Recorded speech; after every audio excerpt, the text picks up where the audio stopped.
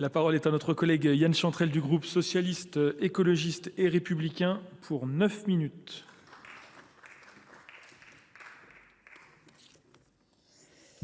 Monsieur le Président, Madame la Ministre, mes chers collègues, le groupe socialiste a proposé ce débat sur les politiques de protection des élèves dans les établissements scolaires, notamment du privé, et sur les modalités de contrôle de la mise en œuvre de ces protections, parce que l'actualité a montré l'urgente nécessité que ce débat ait lieu dans cet hémicycle.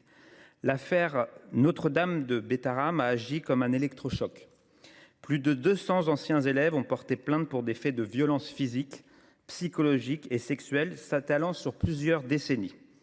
Cette intolérable actualité touche toutes les Françaises et tous les Français dans leur chair, soit qu'elle fasse remonter des souvenirs douloureux de leur enfance, soit qu'elle nourrisse chez les parents la suspicion ou la crainte vis-à-vis des institutions auxquelles ils confient leurs enfants.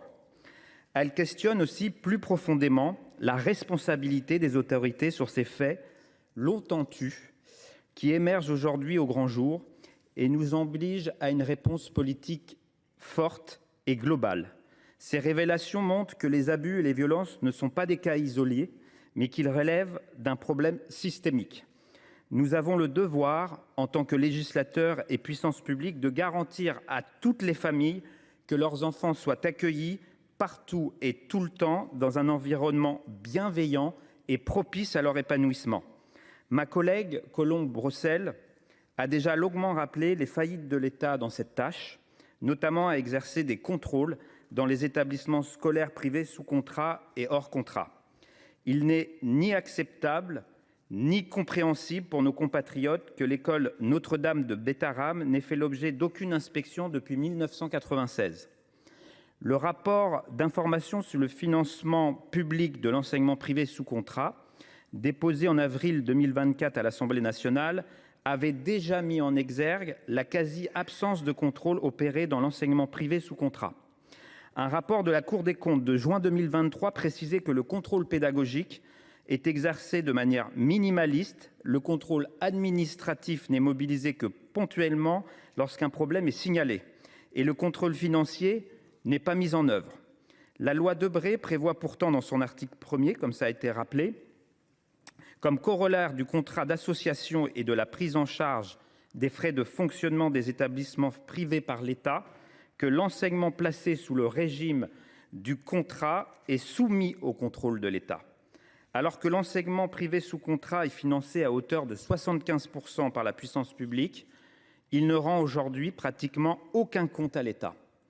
Nous nous réjouissons de vos annonces en la matière, Madame la Ministre, mais un plan de renforcement des contrôles avec 60 inspecteurs supplémentaires, est-ce bien suffisant ? Un objectif de 40% des établissements privés sous contrat inspectés d'ici 2026, est-ce bien réaliste avec si peu de moyens ? Au-delà même de l'exercice de ces contrôles, à quoi aboutiront-ils, Madame la Ministre ? En décembre 2023, l'État n'avait pas hésité à mettre fin au contrat liant le lycée lillois Averroès à l'État. 20 ans après sa création, l'État avait ainsi cessé de le subventionner à partir de la rentrée 2024. Cette décision, aujourd'hui retoquée, faisait suite à un avis favorable émis par une commission consultative présidée par le préfet du Nord, qui lui reprochait des irrégularités de gestion et des enseignements qualifiés de contraires aux valeurs de la République. Les abus et violences physiques, psychologiques et sexuelles révélés à Notre-Dame de Bétharram ne sont-ils pas contraires aux valeurs de la République ? Qu'est-ce qui peut justifier que le contrat qui lie cet établissement à l'État ne soit pas remis en cause ? Si des manquements graves étaient découverts lors de nouveaux contrôles que vous avez annoncés, les contrats d'association ou le financement de ces établissements seront-ils remis en cause ? Et si oui, selon quelle procédure ? Nous demandons davantage de transparence sur ce sujet, comme c'est le cas par exemple au Royaume-Uni.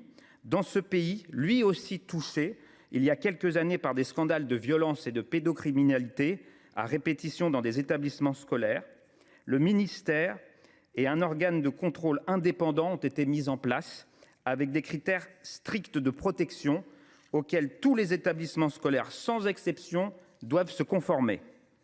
J'en viens désormais à un deuxième sujet d'inquiétude, sur le fonctionnement des établissements scolaires privés, mis en exergue par les scandales à Notre-Dame de Bétharram, Saint-Dominique de Neuilly-sur-Seine, Sainte-Croix-des-Neiges en Haute-Savoie ou l'Immaculée Conception à Pau. Si la violence des adultes a pu se perpétrer pendant si longtemps, c'est aussi parce qu'elle a eu lieu dans un milieu qui l'a favorisé, ou du moins ne l'empêchait pas. D'abord, un milieu social et culturel où les coups, les châtiments corporels, les humiliations, la violence gratuite et les rapports de domination étaient conçus comme partie intégrante de l'éducation. De ce point de vue, il était à la fois éloquent et choquant d'entendre le Premier ministre décrire, lors de son audition à l'Assemblée nationale, le 14 mai dernier, une claque comme un geste éducatif. Non, la violence n'est jamais éducative. Les châtiments corporels constituent une violation du droit de l'enfant au respect de son intégrité physique et de sa dignité humaine, de son droit à la santé, au développement, à l'éducation et de son droit d'être à l'abri de la torture et autres peines ou traitements cruels, inhumains ou dégradants. Il faut le dire et le redire, Madame la Ministre. Depuis la loi du 10 juillet 2019, il est fort heureusement inscrit au Code civil que l'autorité parentale s'exerce sans violence physique ou psychologique.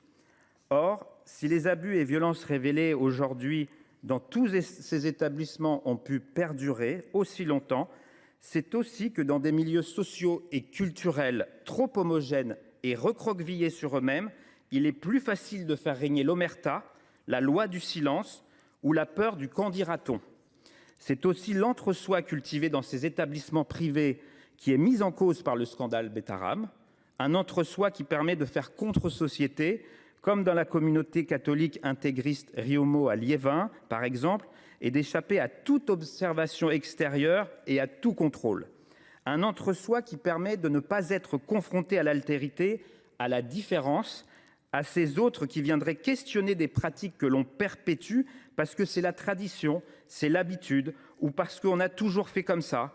Madame la ministre, lutter contre l'omerta qui entoure ces abus, c'est aussi lutter contre le séparatisme scolaire et de tout mettre en place pour favoriser la mixité sociale, la rencontre des milieux sociaux et culturels divers dans tous nos établissements scolaires.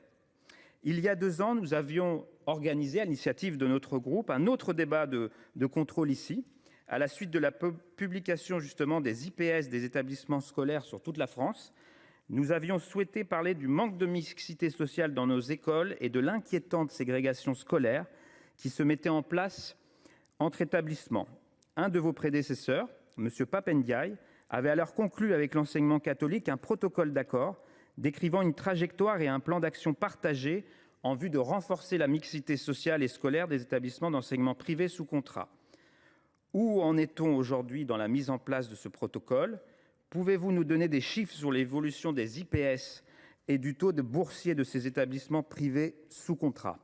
Madame la ministre, nous sommes déterminés, au sein du groupe socialiste, à lutter contre les abus et les violences physiques, psychologiques et sexuelles en utilisant tous les leviers à la disposition de la puissance publique, parce que c'est la mission première de notre République que de protéger tous ses enfants.